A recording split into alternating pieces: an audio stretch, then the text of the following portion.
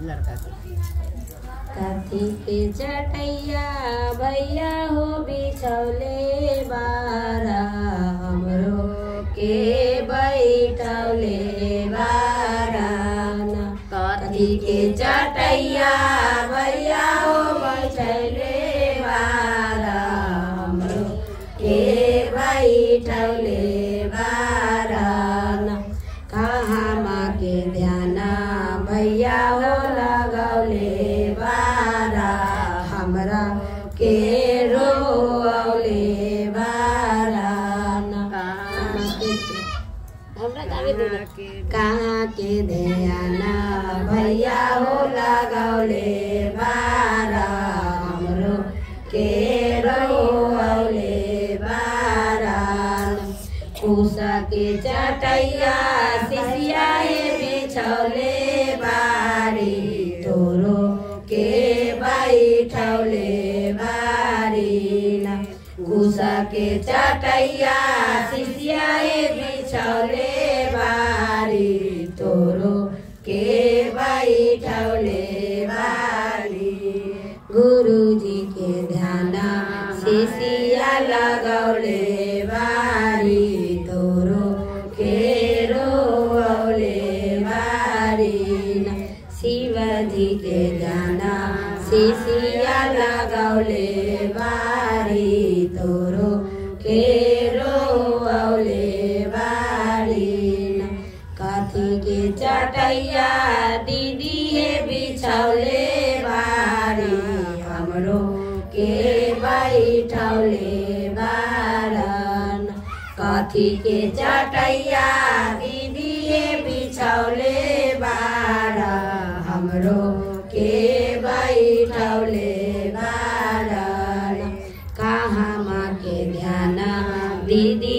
लगौले बारा हमरो के रोले बारन कहाँ माँ के ध्यान दीदी लगौले बारा हमरो के रोले बारा कुसा के चटैया सिसिया बिछौले बारी तोरो के बैठौले बारी कुसा के चटैया सिसिया बिछौले बारी तोरो के बैठौले बारी शिवजी ध्यान सिसिया लगौले बारी तोरो के रोले बारी शिवजी के ध्यान सिसिया लगौले बारी तोरो के रोले बारी कथी के आसन गुरुजी बैठल बारा हमरो के बैठल बारा कथी के आसन गुरुजी बैठल बारा हमरो के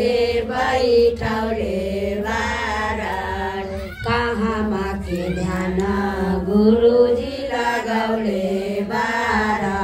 हमरो के रोले बारा कहाँ माँ के ध्यान गुरुजी लगौले बारा हमरो के रोले बारा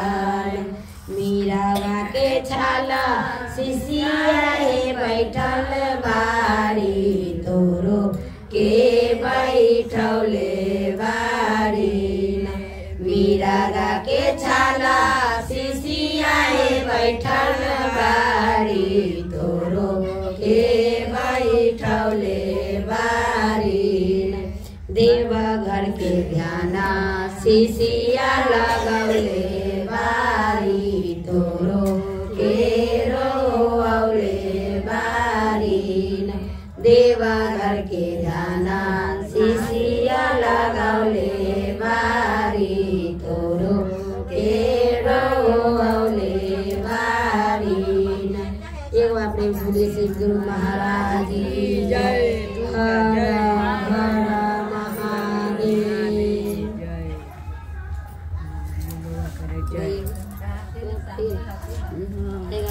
दिन से